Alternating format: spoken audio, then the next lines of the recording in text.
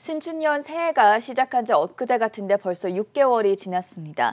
작년 한 해는 코로나 사태로 어려움을 겪었지만 올해 들어서는 그래도 백신 보급이 빨라지면서 성장 국면으로 되돌아오고 있습니다. 그래서 올해 하반기에는 과연 세계 경제가 어떤 흐름으로 펼쳐나갈지 오늘부터 세계 경기와 증시, 부동산 그리고 환율 등에 대해서 순차적으로 전망들 정리해보는 시간 마련했습니다. 오늘도 한국경제신문의 한상준 논설위원과 함께합니다. 안녕하십니까? 네, 안녕하십니까? 자, 먼저 지난 주말에 마감했던 미국 증시 특징과 흐름부터 정리해 주시죠. 미국 월가가 지난 주말에 네. 가장 많이 빈도수가 나온 것이 그 세컨드 하프, 네. 그 하반기라는 그렇죠. 용어거든요.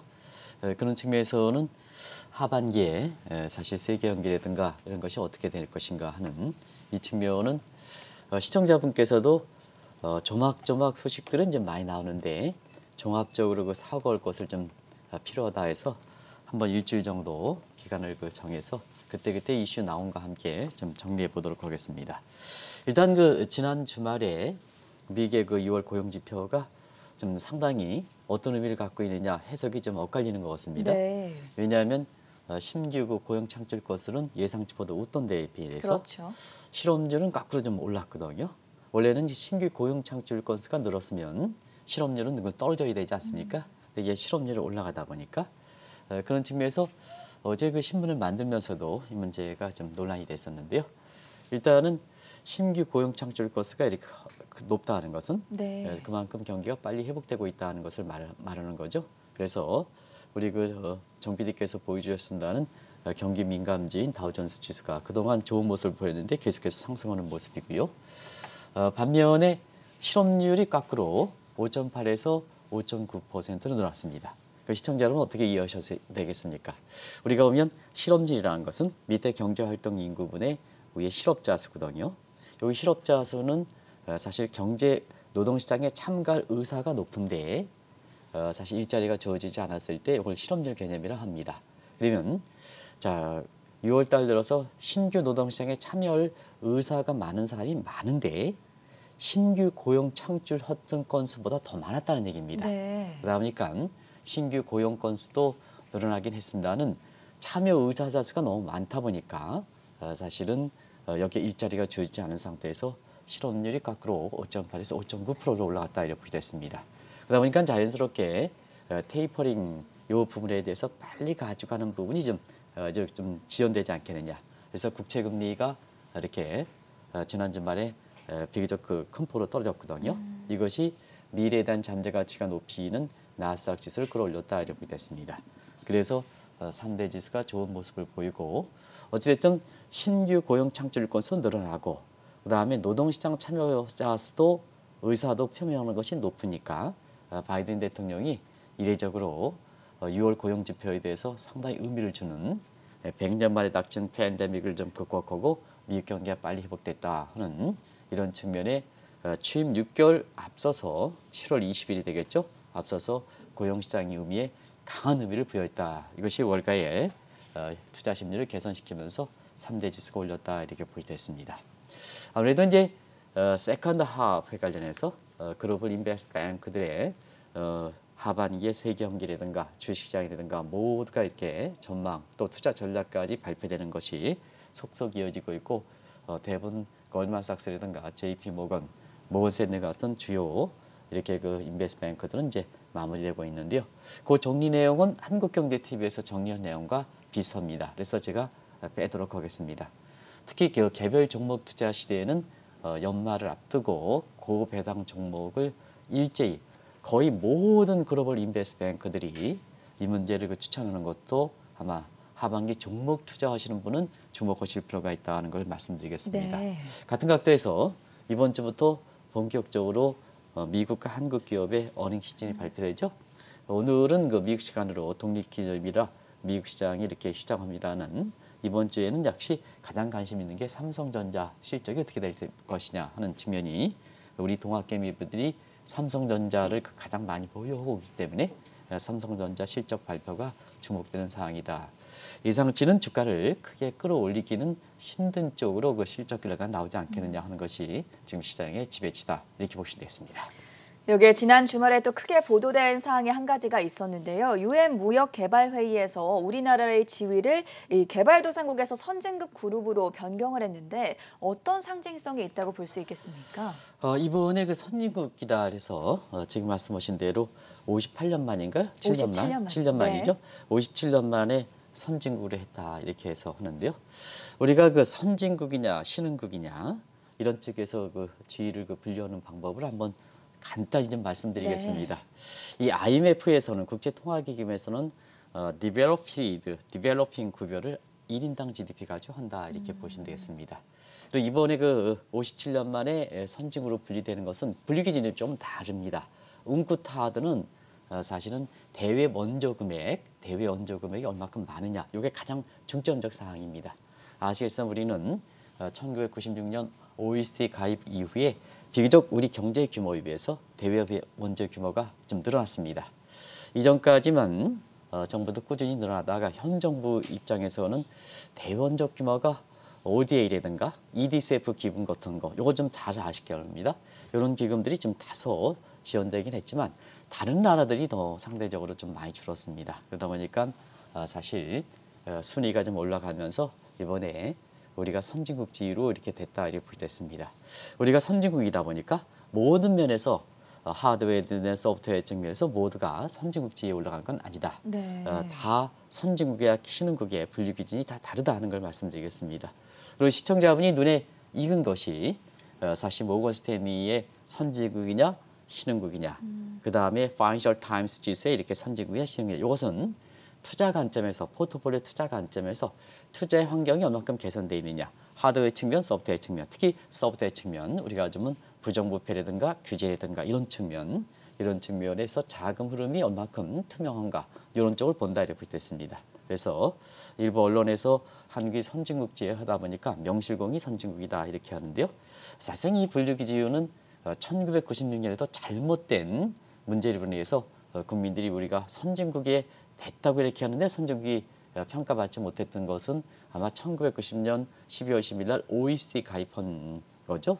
사실 OECD 가입법은 우리가 국제사회에서 보면 선진국의 클럽에 이렇게 명칭한 것이 그것이 공식적으로 선진국에 정의된 건 아니거든요. 근데 당시에 김영삼 정부가 또 당시의 그 경제 강요들이 한국의 OECD 가입하면 마치 선진국에 진입한 거로 생각하다 보니까 그 외환위기 터지고 그다음에 여러 가지 분류 기준에서 신흥국이다 머물다 보니까 국민들 입장에서는 정부의 홍보가 사실 선진국인데 왜 우리가 신흥국에 머무느냐 하는 각도가 혼란스러웠거든요. 이번에 웅쿠타드도 대외 원조 기금, 다시 말해 ODA라든가 EDCF 기금 이걸 통해서 대외 원조 금액이 얼마큼 높으느냐 하는 것을 갖고 평가한다. 그렇기 때문에 모든 면에서 우리가 선진국 지위를 인정받는 건 아니다 하는 걸 말씀드리겠습니다.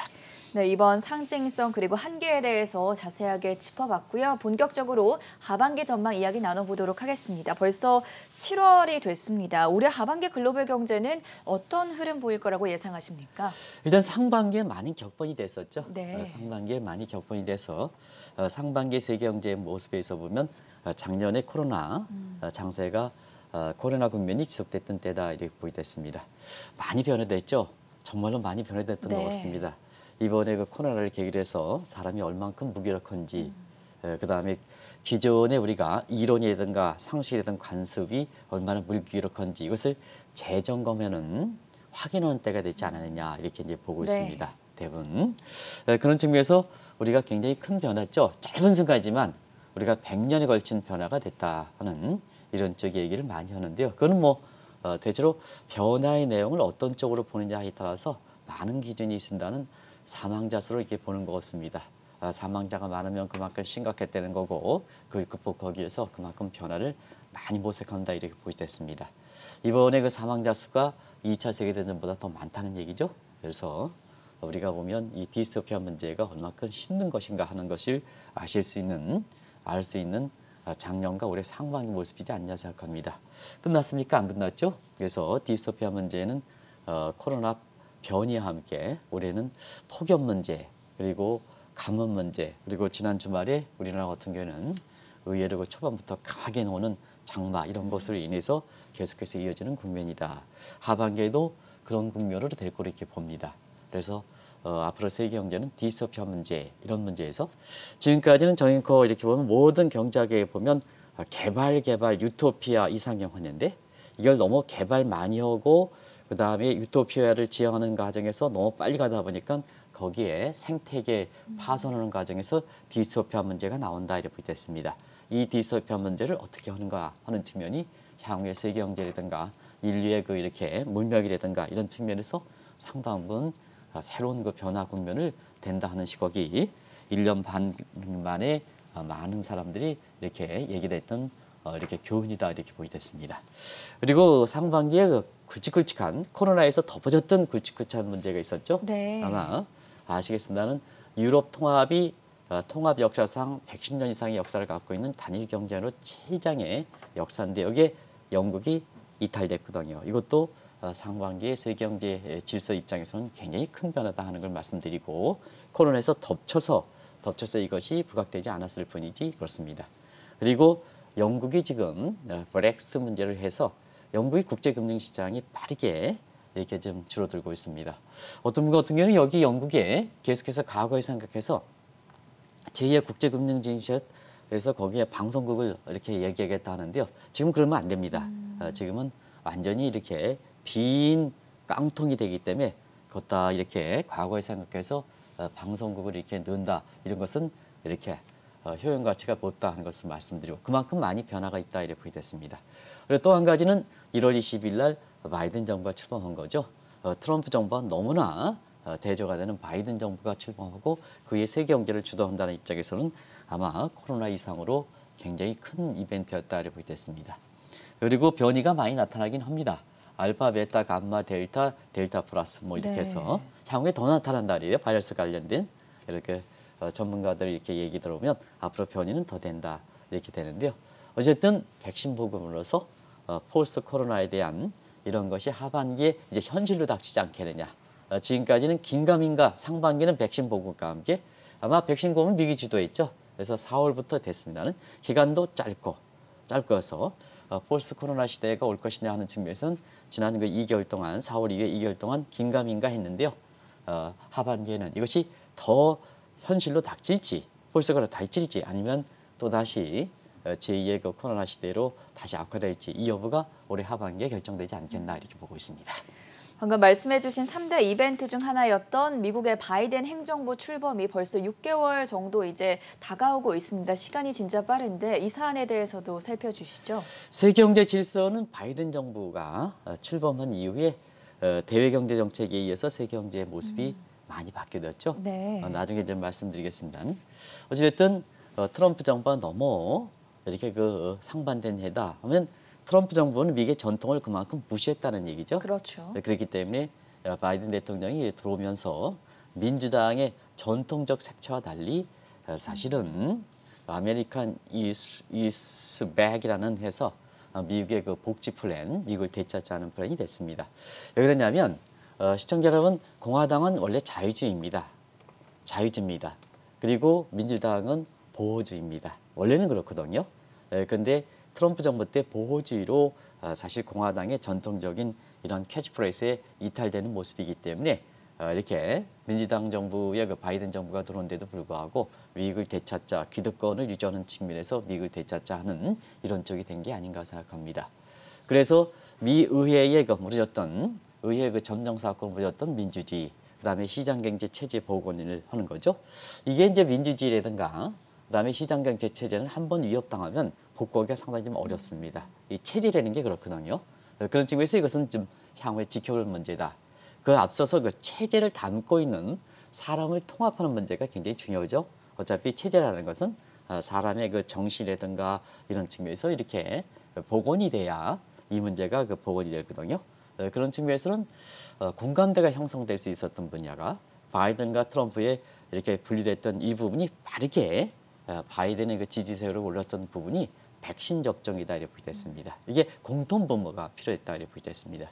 그래서 트럼피즘을 주장하는 사람들도 백신에 대해서 실질적으로 기피하는 성향이 많았습니다는 백신 보급과 함께 실질적으로 코로나의 이렇게 그 확진자라든가 사망자, 특히 사망자 수가 급격히 감소함에 따라서 트럼피즘을 지향하는 그래서 백신을 기피했던 사람들도 이렇게 백신 접종이 되면서 미 국민들이 화합을 하고 이걸 통해서 하반기에는 민주주의 시장경제 체제 복원이 이렇게 갈 것이다 하는 쪽으로 이렇게 나오고 있습니다.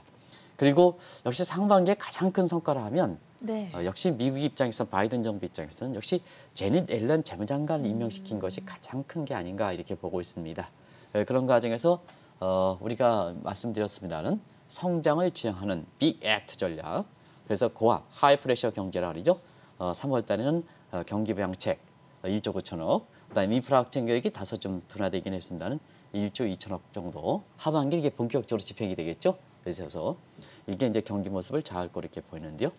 요게 경제 컨트롤 타워. 트럼프 정부 때에는 이 경제 컨트롤 타워가 자기에 맞는 사람을 중심으로 국민이라든가 미국 경제가 아니라 자기에 맞는 사람을 중심으로 하다 보니까 실질적으로 트럼프 정부의 경제 컨트롤 타워는 누굴까 하는 측면에서 퀘션을 그렸던 상황이거든요. 근데 확실하게 바이든 정부는 앨런의 무게심을 두면서 이런 정책적으로 굳혀야됐던 것이 미국 경제가 회복이다 하는 희망을 던져줬던 것도 미국의 국민이라든가 세계 경제 입장에서는 큰 이렇게 중요한 기회였다 이렇게 보겠습니다. 그리고 하반기에는 이 경제 강요 중에서는 역시 파월 의장의 교체 여부가 하반기에 증시를 비롯해서 미국의 통화 정책 지금 당면한 문제가 테이퍼링이라든가 이런 문제가 되겠죠. 관련해서 하반기 의장의 교체 여부는 교체 여부와 관계없이 굉장히 논의가 부각될 것이다 이렇게 보겠습니다. 왜냐하면 파월 의장은 지금의 제닛 앨런의 이렇게 1기 연임이 끝나고 나서 1기 임기가 끝나고 나서 연임될 거로 봤는데 2018년에 트럼프에서 대통령 인사거든요. 그리고 지난 그 상반기에 이렇게 모습 보면 인플레 문제라든가 이런 문제에 좀 파월이 재무장관인 제닛 앨런보다도 경기 진단의 감각이 좀 떨어졌지 않느냐. 지금도 테이퍼링이라든가 인플레 문제에 대해서는 역시 그 제닛 앨런의 신뢰가 상당히 높은데요. 이런 국면에 있어서 보면 계속해서 파월 의장을 가져갈 것이냐 아니면 지금의 미국 내부에서는 브레이너라고 해서 굉장히 그 경제에 대해서 가장 이렇게 신망이 높은 특히 바이든 대통령으로부터 신뢰가 상당히 높다 그래요. 네. 이런 거로 교체할 것이냐 하는 측면이 특히 잭슨홀 미팅, 여름휴가철 끝나고 나서 이 문제가 미국의 통화정책 관련해서 하반기에는 최대 이슈가 될 것이다 하는 것을 말씀드리겠습니다. 대외적으로는 중국과의 경제 패권 다툼이 심해지면서 오히려 트럼프 정부 때보다 더 강화됐다라는 분석이 나오는데요. 여기에 대해서는 어떻게 보십니까? 이건 뭐 시청자 여러분이 잘 아시겠죠? 우리가 보면 일부 우리나라의 그 통상 전문가들을 이렇게 보면 네. 올해 들어서는 그 바이든 정부가 다자주의로 복귀되다 보니까 트럼프 정부의 국수주의, 이기주의보다 좀 이렇게 낮아지지 않겠냐, 통상 환경이 개선되지 않겠느냐, 개선됐습니다. 그러나 경제 패권 다툼 같은 미국과 중국 간 경제 패권은 더 심화되는 양상을 보였다 이렇게 됐습니다. 그래서 지난주 주말에도 그런 얘기를 해요. 왜 미중 간 마찰이 왜 전부 네트워크 시스템으로 바뀌느냐 하면 지금은 세계 경제가 경제 측면에서 시청자 여러분 국경 구별이 없지 않습니까? 그래서 과거의 미중 간 마찰은 네이션 투 네이션, 컨트리 투 컨트리면 지금은 피보 스테이트 투 피보 스테이트, 중심축 경쟁이다 이렇게 됐습니다. 그러다 보니까 네트워크 동맹시키는 거죠. 동맹시키는 차원에서 G7 대상 동맹, 그래서 G7 서방 선진국 각과 간의 관계 개선, 대상 동맹 개선 이런 문제죠. 그러다 보니까 뭐냐 이런 네트워크에 의해서 중국을 옥죄한다 이렇게 됐습니다. 그래서 위구르의 탄압 문제, 바이든 정부 출범 초기에 공동 대처했죠. 최근에는 대만과 관련된 군사 위협 문제에 있어서도 공동 대처하는 문제, 공산당 100주년 기념회에서 아마 긴장감이 굉장히 높았습니다. 네. 국내 언론들은 사실 이것이 여러 가지 이유로서 보도되지 않았습니다는 세계적으로 보면 이렇게 굉장히 긴장감이 높았었다 이렇게 됐습니다. 이런 과정에서 공동 대처로 네트워크에 대한 얼라이언스 문제가 이제 봉착되는 거죠. 이런 것이 이제 상반기에는 주요 핵심 산업의 소위 얼라이언스 문제, 얼라이언스 밸류 체인 문제가 됐다 이렇게 됐습니다. 그런 것이 이제 반도체의 문제죠.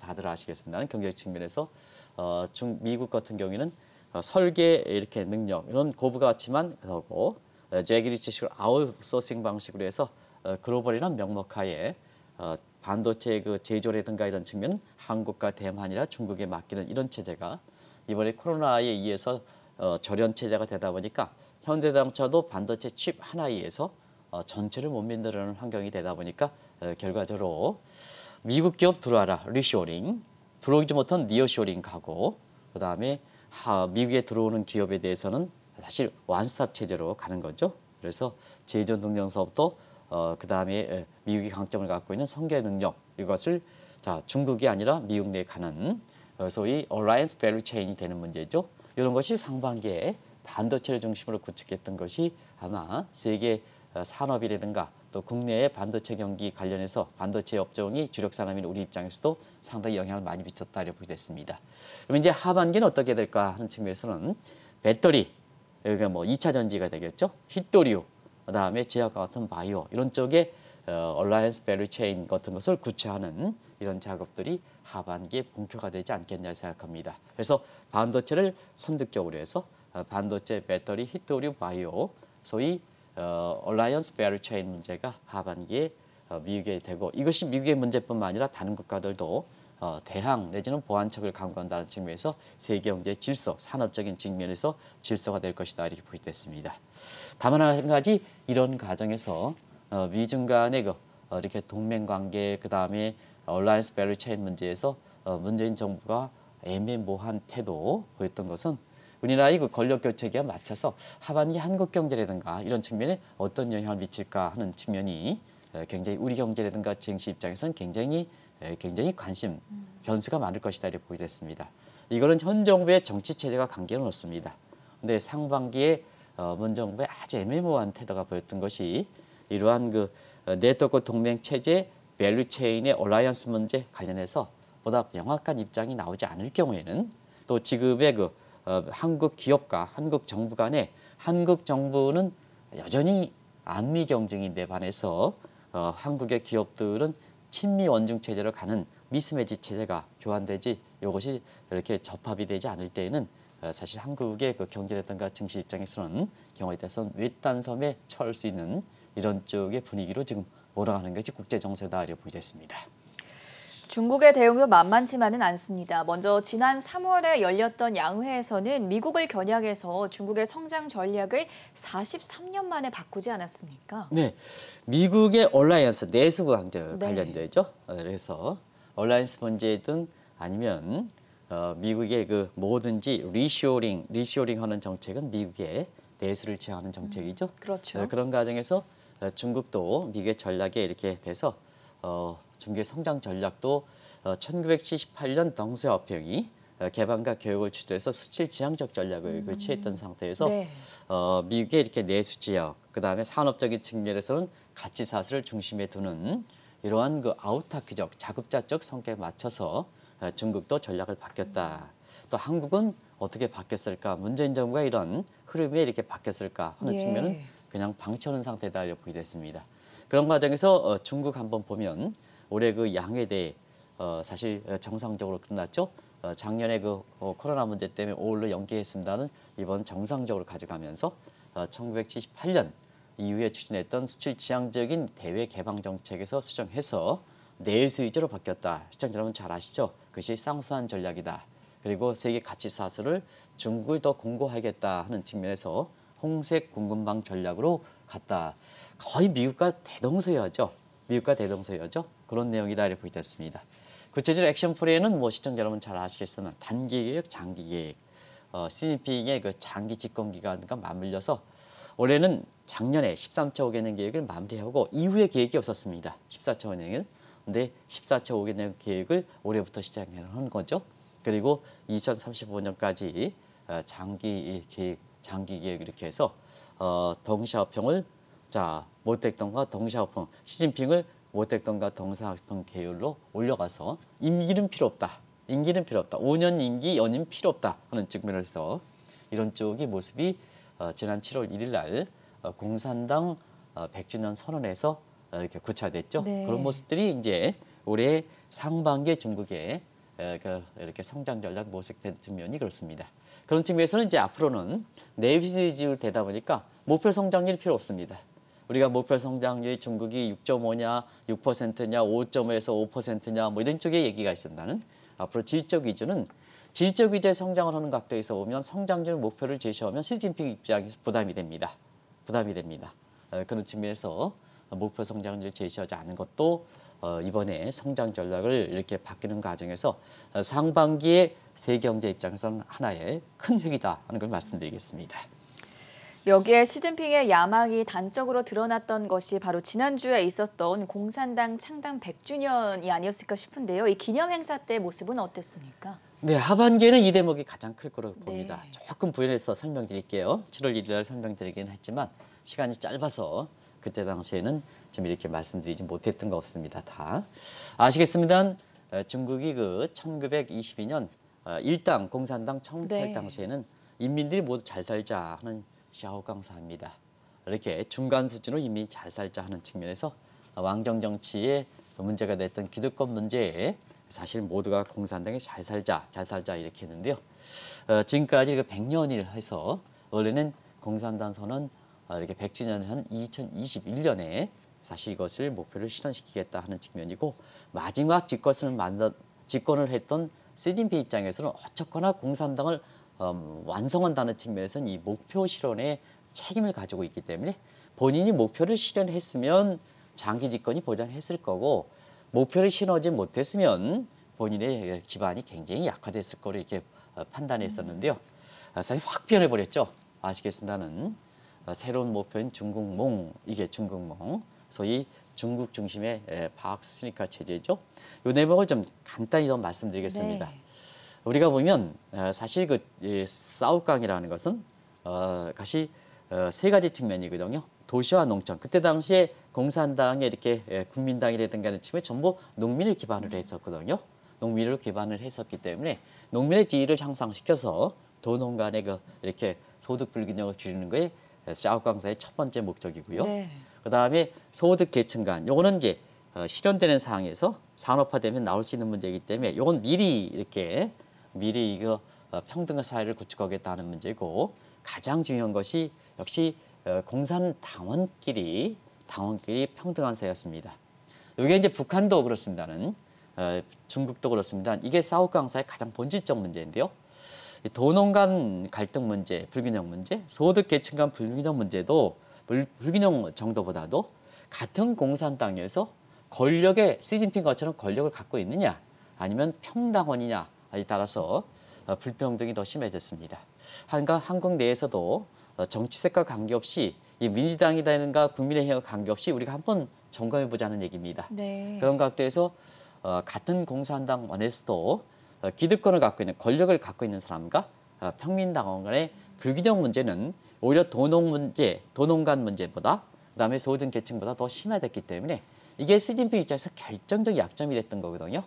그래서 본인 자신이 이렇게 이걸 사우강사를 목표를 실현하지 못하는 부담뿐만 아니라 사실상 가장 본질적인 공산주의 평등주의를 실천하지 못했던 그것도 같은 공산당 내의 당원성에 이렇게 실현하지 못했던 것이 부담이 됐던 거거든요. 그래서 이번에 사실 3월에 성장 전략과 함께 대외적으로 인민들의 그 불만을 하기 위해서 미국이라는 것을 상대적으로 접고 미국을 상대적으로 타겟을 해서 사실 중국의 위상을 증대시켜야 된다. 그래서 인민들이 나서라, 인민들이 나서라 해서 다시 한번 분위기를 창출하는 과정에서 중국몽을 제시했다고 보게 됐습니다. 그래서 앞으로 중국은 샤오강사를 이렇게 목표로 해서 제시하지는 않는다.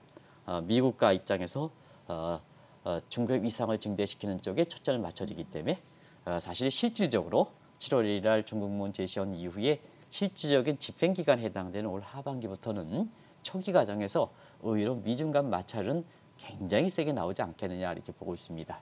우리가 방송 후에 7월 1일 방송에 진행됐던 문제에서 보면 전 앵커 보면 굉장히 국가주석 입장에서 시진핑 입장에서 생경한 머리통을 깨버린다 하는 쪽으로 굉장히 생경한 용어로 이렇게 되는 것은 그만큼 인민들의 집합 그리고 본인이 갖고 있는 샤오강 사회를 구축하지 못했다는 측면 네. 그리고 장기적으로 보면 돌파구 치원에서 장기 집권의 야망 이런 측면에서 사실 생경한 용어로 미국과의 경제 패권에서 전쟁을 다지는 이론적인 모습을 보인 것이 아닌가 생각합니다. 그래서 하반기 세계 경제 입장에서는 미국과 중국 간에 이렇게 경제 마찰 이번 굉장히 심화될 거로 보이고 그다음 미국 입장에서 동맹국 여기에 동참하는 국가들은 자유주의에서 트럼프 정부보다는 보호주의 이기주의 색채가 굉장히 많이 이렇게 완화될 거로 이렇게 보고 있습니다. 그래서 투 트랙으로 가지 않겠느냐. 네. 그래서 미국의 입장에서는 중국의 편향적인 것은 굉장히 미국 입장에서는 굉장히 통상 환경이 악화될 거고 그다음에 미국의 이렇게 친미국적인 성향의 입장에서는 자유주의, 보호주의 이 문제에 있어서 보면 자유주의가 굉장히 이익을 만끽할 거다 이렇게 보는 것이 하반기에 이렇게 세계 교육 환경, 미중 간 마찰, 각국의 이렇게 성장 배경이다 이렇게 보시됐습니다. 성장 환경이다 이렇게 보시되겠습니다. 말씀해 주신 대로 올해 하반기에도 미국과 중국의 마찰이 계속될 것으로 전망이 되고 있는데 그렇다면 이 시점에서 세계 교육과 경기는 어떻게 예상을 하고 계십니까? 네, 세계 경기는 올해는 다들 뭐 세계 교육이 증대되고 그다음에 성장이 높아질 것이다 하는 측면은 뭐 누구든 다 예측이죠. 왜냐하면 작년에 워낙 많이 빠졌기 때문에 베이스 이펙트를 생각한다면 작년 정도 수치로 이렇게 간다면 역시 기본적으로 성장률이 4%는 되는 겁니다. 근데 올해는 백신 보급이 빨라지면서 성장률을 더 전체적으로 더 끌어올린다 이렇게 됐습니다. 그래서 올해 그 예측 기관들이 올해에서 그 성장률 전망치를 이렇게 보면 지금은 5%로 나오는 것 같습니다.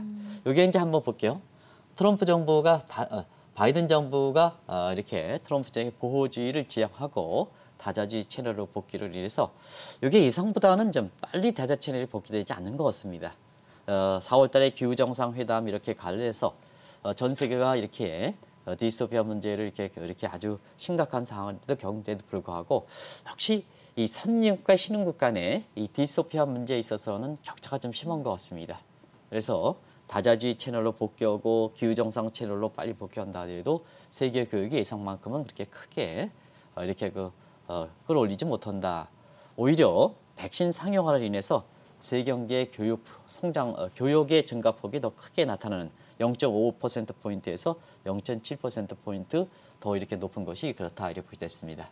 그래서 하반기 세계 교육이 어차피 세계 경제 성장률을 좌우할 거 이렇게 보이는데요. 코로나와 관련해서 우리가 보면 지금 델타 변이까지 나오고 델타 플러스 변이까지 나왔습니다. 이후에 어떤 변이로 될 것이냐 하는 이 측면이 아마 코로나의 포스트 코로나가 현실로 닥칠 것이냐 그리고 세계 경제 입장에선 교육이 얼마큼 증가할 것이냐 세계 경제 성장이 되냐 또 경기 순환상도 하반기에 성장세가 지속될 것이냐 이 여부를 모두가 판가름하지 않겠나 이렇게 보고 있습니다. 어쨌든 작년에 성장률이 이제 낮은 거에 따른 이런 걸 가면 올해 그 세계 경제 성장률은 5% 이상 기록되지 않겠냐 이렇게 이제 보고 있고요. 그다음에 경기 순환상의 이렇게 문제가 오히려 증시적인 측면에서는 굉장히 이렇게 중요할 거로 보이는데요. 하반기는 상반기보다는 성장률이 좀 둔화될 거로 보고 있습니다. 그래서 경기 순환상에서 보면 올해 2분기가 정점 최고 피크로 해서 하반기에서 성장률을 둔화되지 않겠냐 이렇게 보고 있는데요.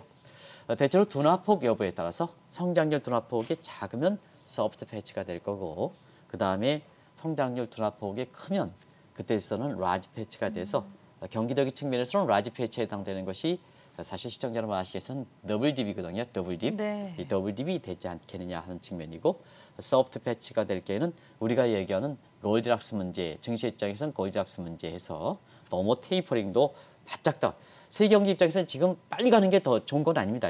왜냐하면 빨리 가면 이렇게 금리 인상 문제가 불거지기 때문에 그래서 소프트 패치는 우리가 골프를 칠 때 이렇게 쉽게 빠져나가는 이런 거 이렇게 저는 뭐 골프를 못 칩니다는 그 소프트 패치라 그러죠.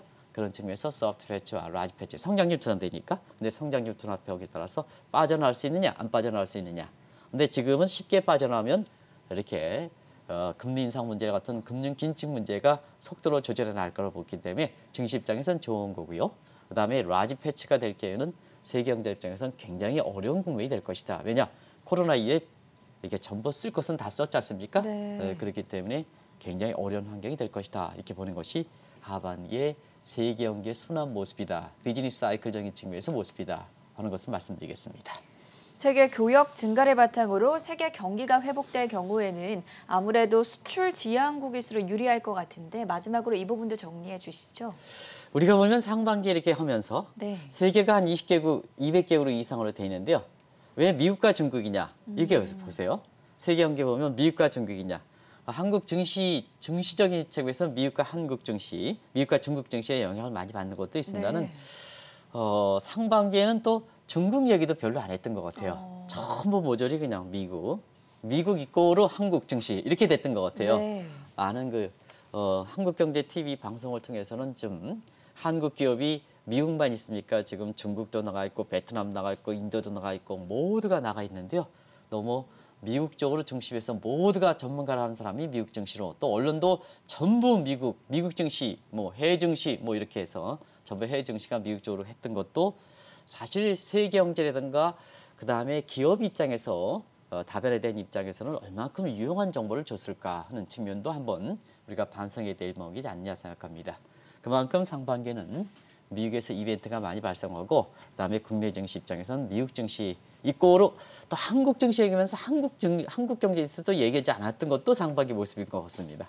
그래서 좀 하반기에는 많은 전문가들이 유튜브에 클릭수의 생각 없이 우리 기업들이 지금 어디에 나가 있느냐, 기업들이 어디 나가 있느냐, 단순히 증시만이냐 하는 측면에서 증시 이외에 다른 쪽의 경제 현안도 좀 이렇게 해서 균형된 시각을 가야 나중에 다른 곳에서 증시 이외에 다른 곳에서 이렇게 리스크인이라든가 호재인이 발생했을 때는 그걸 빨리 포착할 수가 있거든요.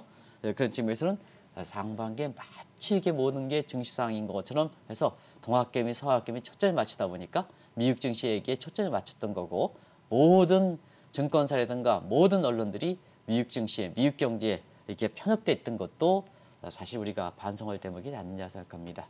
그런 측면에서 남은 일주일 기간 동안에 그런 쪽으로 하겠습니다는 어쨌든 상반기 그다음에 상반기 하반기에도 계속해서 세계 경제를 이끌어갈 중국과 이렇게 미국 경제를 이렇게 보면 중국 경제 이렇게 됐습니다. 네. 올해 1분기까지 18.3%. 이게 전년 동기비입니다. 그리고 전분기 대비 연율로 하면 한 5% 정도 되기 때문에 1분기에 전분기 대비 연율로는 미국의 추월당한 입장이거든요. 추월당한 입장입니다. 성장률 방식을 동일하게 했을 때 올해 성장률은 8%, 코로나 이전을 극복한다.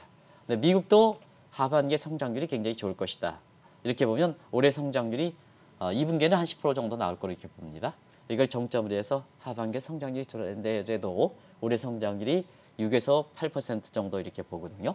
그래서 하반기에는 경기적 측면에서 가장 성장률 측면에서 관심이 되는 게 1976년 이후로 중국에 추월당했던 미국의 성장률이 올해 연간 성장률이 중국을 추월할 것이냐 하는 문제가 하반기 성장률 측면에서는 주식 투자하는 입장에서는 좀 관심 있게 지켜볼 대목이다 이렇게 보시면 되겠습니다. 그리고 한국은 지금 대선 후보들이 본격화되는 과정에서 아무래도 현 정부의 문재인 대통령이라든가 경제정책을 집행하는 홍남기 부총리라든가 아니면 뒷전에 물러날 가능성이 높은데요. 세계 경제 이렇게 질서 재편 속에 한국이 주도권을 가져서 글로벌 추세의 흐름을 잘해서 성장률을 우리 경제의 모습을 제대로 갈 것이냐 하는 측면은 그렇게 한다면 한 4%의 기록할 걸 봅니다는 이게 후보들이 난리 벌써부터 우리나라의 그 대통령 후보가 전 앵커 마지막 여쭙겠습니다. 우리나라의 대통령 후보가 지금 몇 명 나왔습니까? 공식적으로? 한 20명이 넘지 않습니다. 20명 넘죠. 네. 우리가 한 달 전인가 홍콩 사우스 모닝 포스트에서도 한국의 대통령 후보가 20명이 넘을 것이다 이렇게 얘기해서 그 정도까지 나오겠느냐 네. 하는 쪽인데 벌써 22명이 나왔다 그래요. 근데 사실상 그렇습니다. 제가 22분이라고 읽지 않고 22명이라고 얘기하는 것은 거기에 자격이 되지 않는 사람도 많이 나오는데요. 우리가 보면 과거 왕정 정치 시절에는 그때의 권력을 갖고 있는 사람들이 잘하면 차기에 이렇게 후보들이 적게 나오는 거고 그 다음에 그렇게 그때 당시에 집권을 갖고 있는 사람들이 잘 못하면 이렇게 각종 지방에서 군웅하고 하는 거다.